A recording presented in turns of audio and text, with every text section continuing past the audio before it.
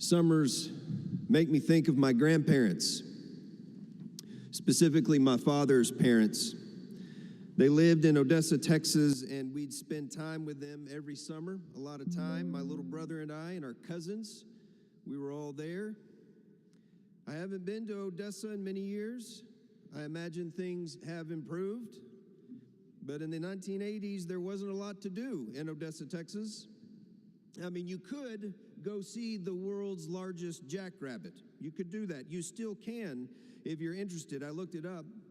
Evidently, the city of Odessa took it down a while back and put it in storage. But the people raised such a fuss. They raised such a stink. The masses gathered, and they had to bring it back, put it out there, the Ector County Independent School District building, an 8-foot-tall jackrabbit sculpture. In 1997, someone tried to steal it, so they had to bolt it to the concrete. You might be sitting there thinking, now who would want to steal an 8-foot-tall jackrabbit? I don't know, but I hope to shake his hand one day. And I'm going to ask him, okay, once you stole it, then what? Because you don't steal an 8-foot jackrabbit willy-nilly. There's an imaginative, brilliant plan somewhere in there. I remember there was also a pond that we would go to in town. We'd throw bread to the ducks. It seemed like we did that about once a day.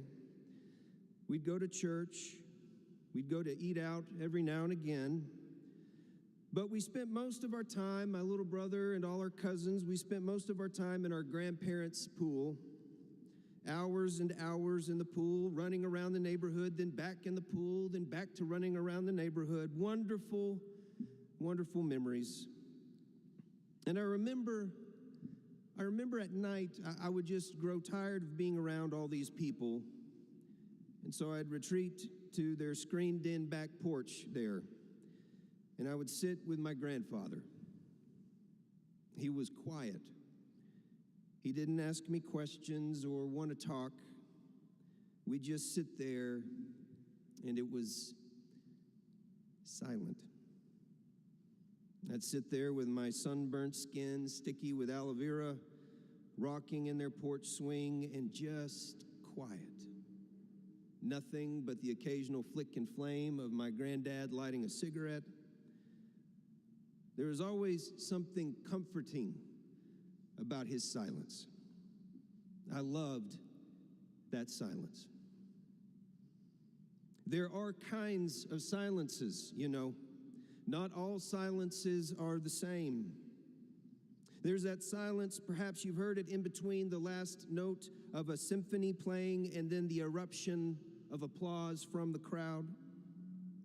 There's the silence of falling snow, how it seems to muffle all the other sounds drawing near it. Some nights have a silence no morning has heard, and the other way around too. There's a silence that occurs right before great laughter, and one that falls on the cusp of many tears. If you think about it, our lives are permeated with silences. Speech itself, language, articulation would be incomprehensible without the silences that separate one word from the next. Music, without the silences between the notes, would be nothing but a fluctuating drone of noise. Swiss philosopher Max Picard once said, "True love, true, authentic, genuine love is filled more with silence than speech." It's almost like we could say, and I think we could say, that much of our lives takes its shape from silence. Why then, may I ask, are we so afraid of it? I'm sure you can already tell what this homily's theme is, and I recognize the irony of filling this time with speech about silence.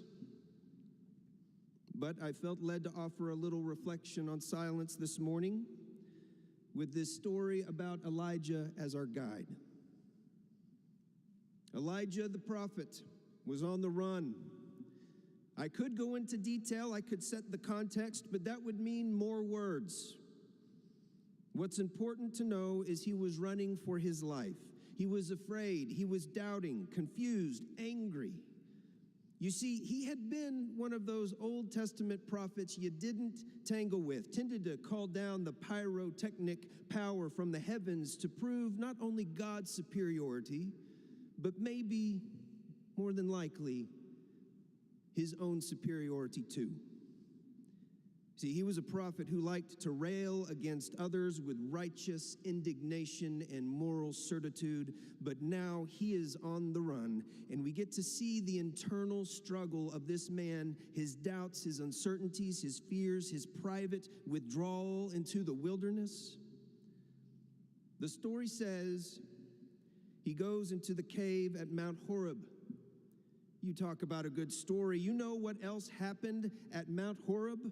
It's where Moses goes into a cleft in the rock and the glory of God passes him by. And here we have Elijah, the pyrotechnic prophet, on the run, and he's told to go in the place where God's glory was revealed in this magnificent way. And maybe Elijah wants some of that too.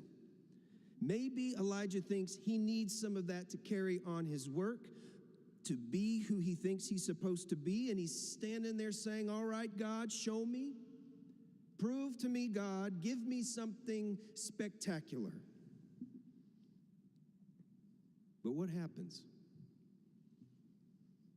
It says there was this great rushing wind, but God was not in the wind.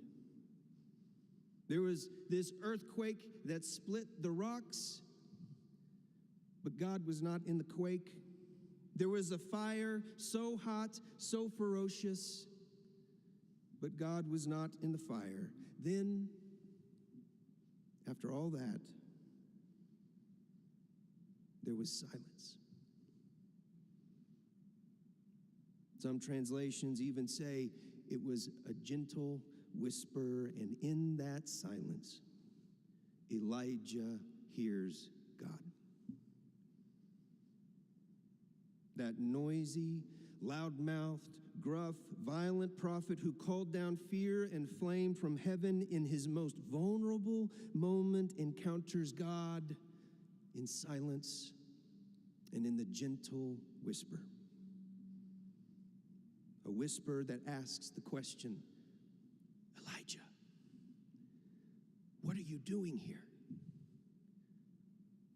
Which really could be understood as the transformative question, Elijah, who are you?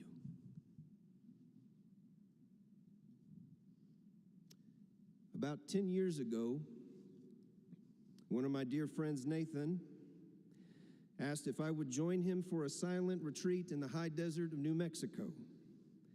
I rather immediately and abruptly said, no way. Really? Really? He said, why?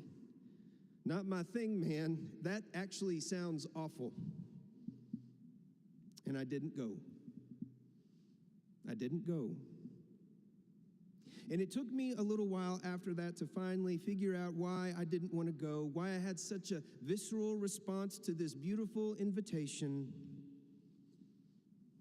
I was scared.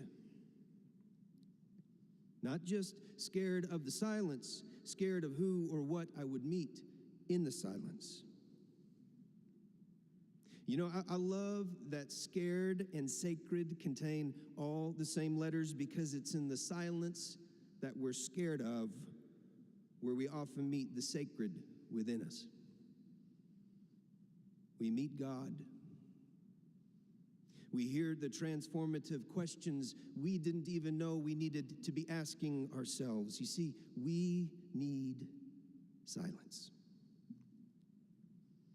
Especially in this culture of hyper communication and noise, the constant accessibility to articles and images and socio-political commentary, and often these things become the very icons of our anxiety and our despair. It's easy to be convinced that we need something equally loud, equally distracting to combat all that. But what if we don't? Someone whose writing has taught me much about silence the past several years is the contemplative Thomas Merton. In his book, Dialogues with Silence, he writes, my God, I pray to you better by breathing. My God, I pray to you better by breathing.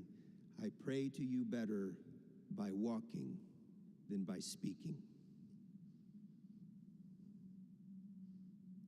Isn't that something? I hope in those words you hear a kind of freedom, because how foolish and contradictory would it be for me to rail about the necessity of silence and lay before you some unreasonable task filled with set times and set places and all these little rules and regulations, turning some gift into a burden. No. I'm simply holding before all of us this morning the importance of silence. Holding that up to you as one who struggles to find it, as one who struggles to be in it, as one who recognizes his absolute need for it, and with each passing day, the world's need for people who are shaped by silence. My hope and prayer for all of us is that we can each find some silence in our own way. No legalistic expectations, just paying attention, responding to the invitations as they may come. Because there are all kinds of silences, you know. Not all silences are the same. Can you hear them?